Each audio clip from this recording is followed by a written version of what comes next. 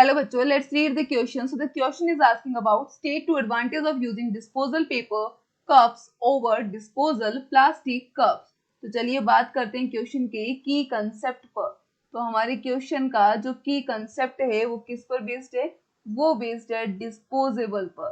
तो डिस्पोजेबल हमें क्या बताना है? तो डिस्पोजेबल में हमारे पास फर्स्ट गिवन है पेपर कप्स, जो पेपर के कप्स बनते हैं, और सेकंड हमारे पास क्या गिवन है? प्लास्टिक कप्स गिवन है.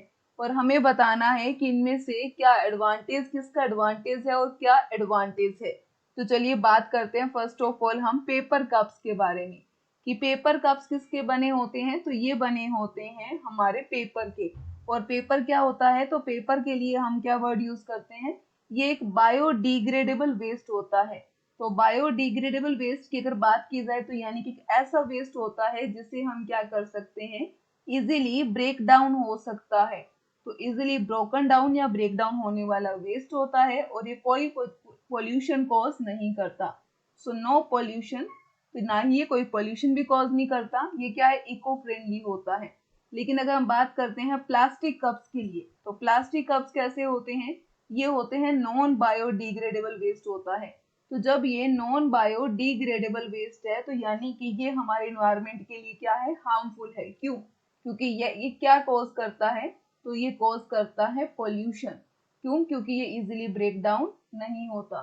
तो ये क्या कॉज कर रहा है? ये कॉज कर रहा है पोल्यूशन. अब ये तो हो गया हमारा फर्स्ट बेनिफिट. अब हम बात करेंगे सेकंड के लिए.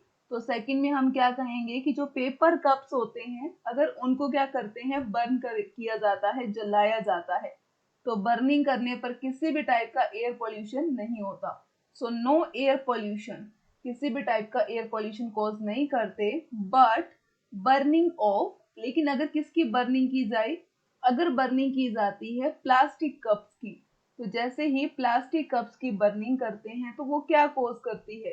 तो ये कॉज करती है एयर पोल्यूशन. तो ये एयर पोल्यूशन को कॉज कर रही है. So I hope you understand very well. Best of luck. Thank you.